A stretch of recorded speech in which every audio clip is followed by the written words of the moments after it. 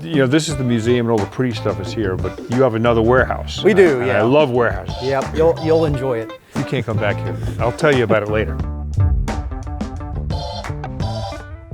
Traveling around the country filming episodes of Barn Find Hunter, we've made it a point to stop and visit car museums if there happens to be one nearby and they happen to be open. And from the past, when we've done museums, you have responded really positively about going into the back rooms of museums that is closed to the public. So here we are filming in Georgia. There's a museum called the Savoy we had to visit. It's different than a lot of museums. A lot of museums are like in old shopping centers or old grocery stores. This is in a purpose-built building. And we've been invited here before the museum opens today by Bruce Patton. Thanks for inviting us. Yep. Glad you're able to make it. This is just a fabulous collection of museums here. Tell me, there's 4 museums in total? Exactly. So we're actually part of 4 museums. Georgia Museums, Inc. Telescience Museum, which is 120,000 square foot built from scratch. It's a Smithsonian affiliated museum. Wow. We also have the Booth Western Art Museum, which is another 120,000 square foot built. And then right next to that is the Bartow History Museum, which used to be the old courthouse that we turned into the history of Bartow County, which is one of the counties here in Georgia that Cartersville is in.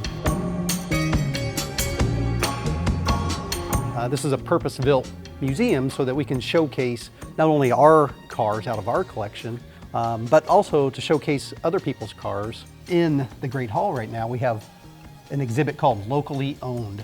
There were 2 people who had Batmobiles right here, you know, right near the museum. Man. And so we thought those would be really cool cars to put in the entry hall because one, you always want to bring kids in. Oh, yeah. But also, as you see, we have the 1966 replica of the Batmobile from the TV show. Well, I feel like a kid when I see this, you know? What about this one? Yeah, so this one is another Batmobile that's off the '89 movie. If you remember it, it actually has machine guns that pop up. The canopy opens up. You know, it also has the flame that comes out of the back, sitting on an airbag system so it can raise and lower for when he's driving. And so this actually runs? It runs, it drives. If you look around, you can see the cameras all around. There's a screen inside so you can see. Right, yeah.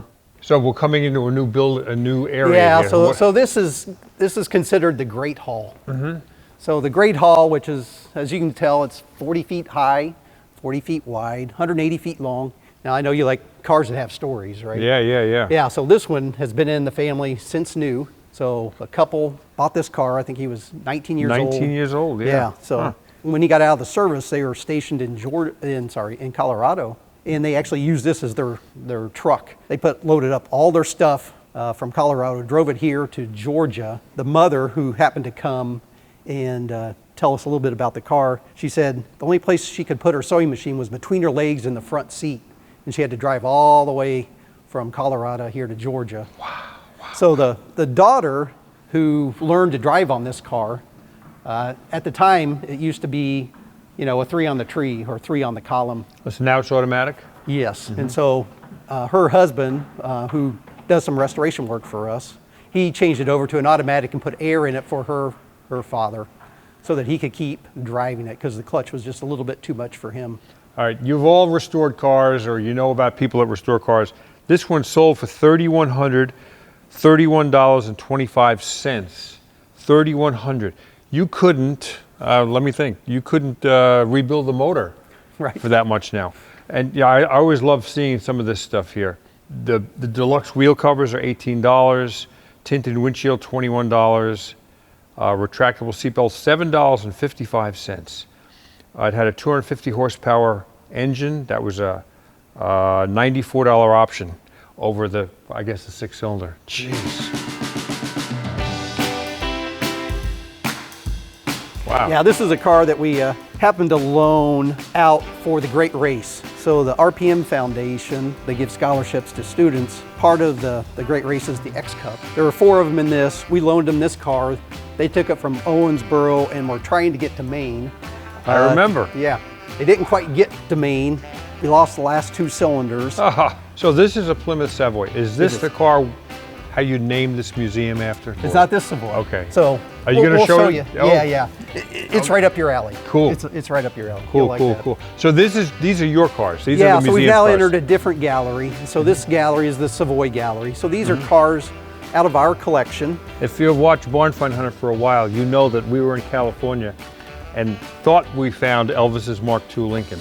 I don't think it was, but we had a lot of fun opening the trailer, and the guy said, I think this is the car. We've found out since it wasn't. But as you're walking, you see a separate gallery here, and it is stunning Studebakers. Stunning Studebakers. Yeah, so we've borrowed 6 actually from the Studebaker Museum there. They're friends of ours. Yeah. I got to see that truck. That Yeah. thing is beautiful. It is, isn't it? It's almost like an early day El Camino or Ranchero. It's a car with a pickup bed. Yep. Isn't that a Coupe Express? Man. Yeah, I mean, it almost looks chopped with the longer hood and the not as high a roof line. This Pinehurst, you know, Yeah. you don't see too many of these around. So it's named after Pinehurst Golf Resort in North Carolina. Look at a two-door wagon. Two-door wagon, yeah. You know, they had it all over Ford and GM and Chrysler as far as styling. Man. So you see this one here, it's been resto-modded. It's like 1,200 horsepower, twin superchargers. Again, look at the streamlining on it. Look at a picture of a 53 or 54 Ford or Chevy or Chrysler, and then look at this 54 Studebaker. So we've met in a previous Barn Find Hunter. Jeff Hacker of Undiscovered Classics, he's like the king of fiberglass cars, specials, and I think he's had this since high school. And I think he may have driven this to high school or college. This was called the Special back in the day, and you could go to a junkyard and buy engines and transmissions and doorknobs and stuff and build your own car at home, buying a fiberglass body from usually somebody in California. And so this car started Jeff's passion in fiberglass special sports cars, and he's probably got 100 of them now. Look how simple the seat is. I mean, it's really no seat at all. It's just sunken into the floor. While traveling in Alaska, a bear broke into a man's Shelby Cobra, completely ripping the top open. Massive amounts of damage over a box of Fig Newtons. I'll tell you what, Diane, I sure hope he has good insurance. 3 friends and I took our Cobras up to Alaska. Everything was going great till my friend Woody put Fig Newtons behind the seat. We woke up the next morning, a bear had ripped the roof off, put some dents in the body. Hagerty's never going to pay for this because I'm thousands of miles from home. You know what? They wrote me a check, said have a nice day. Just go to Hagerty.com and get a quote today. So, you know, this is the museum and all the pretty stuff is here, but you know, I'm always looking for stuff that the public can't see. So you have another warehouse. We do, and yeah. I love warehouses. Yep, you'll enjoy it. This is our last gallery. It's one of our smaller galleries, and that's not why we put small cars in this gallery, but you see here, these are American small cars, so Bantams, Crosleys. This is also where we have original art.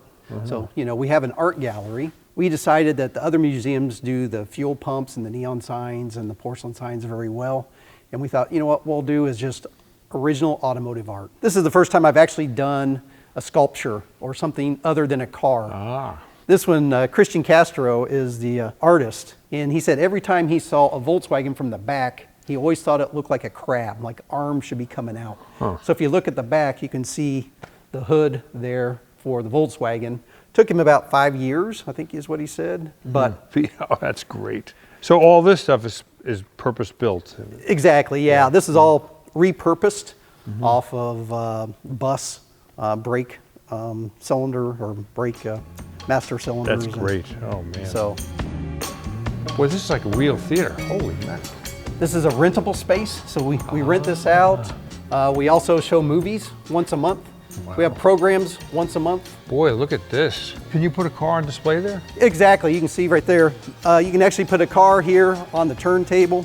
So And this is a turntable. it is, it's a turntable. Jeez. All right, so what about this warehouse? Let's go. Let's go. Yeah. You can't come back here. I'll tell you about it later. Yeah. Now you see. Is this the car? This is it. That's our namesake. So when we were clearing the property, you know, there was just one car found. This is it, 1954 Plymouth Savoy. You can see we left it in its original shape that we found it. So look you can see where the chrome trim was. Yeah, Savoy. where it says Savoy. Wow. Yeah.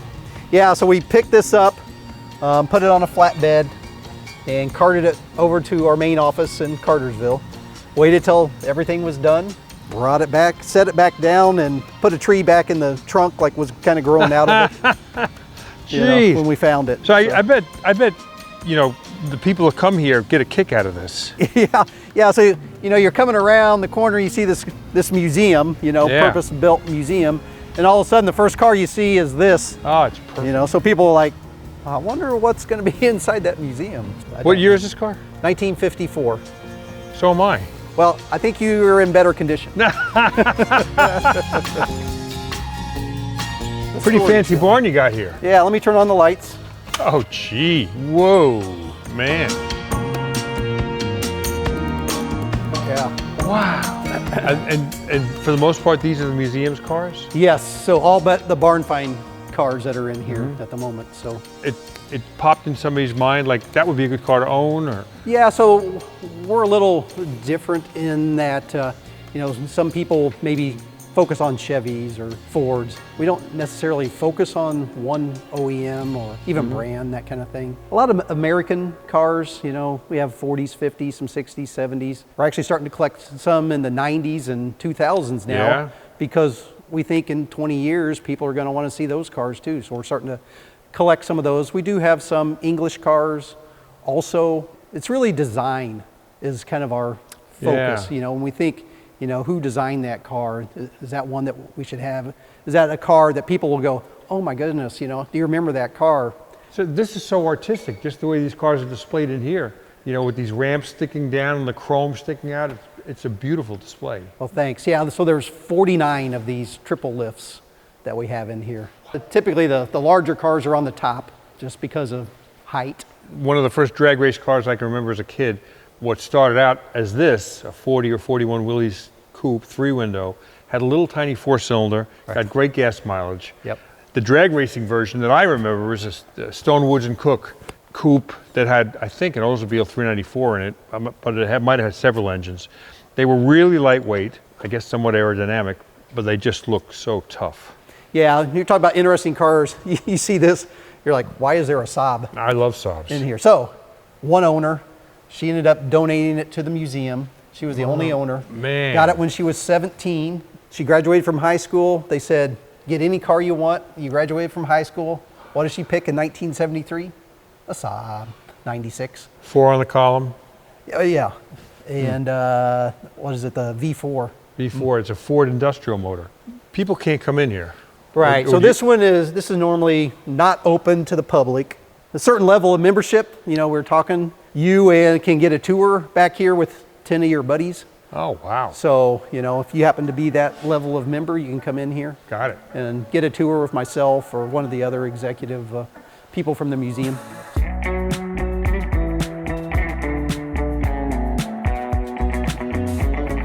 All right, so I gotta tell you something. See those NASCAR hoods on the wall there? So I put the deal together with Maxwell House. That was my deal. Oh, yeah? Yeah, originally it was Sterling Marlin and Junior Johnson, then it went to Bobby Labonte. So I might have put those decals on that hood. So this is like an inventory, you got a barcode and it tells you, I guess. Yep, yeah, so you can see over here. So 67 AMC Marlin, up there was the Ambassador. I bought a few cars from a guy out in California, and he had Pebble Beach winning Best of Show Delahaye. And of all the amazing cars he had, he said that was the best car ever built. And I went to lunch with him, and I sat in the passenger seat. It made good noise. It ran nice. He said that's the best classic car you can buy. That's actually a Black Widow clone. 6-bolt wheels? No, only 5-bolt. Black Widows had truck hubs. They had 6-bolt wheels.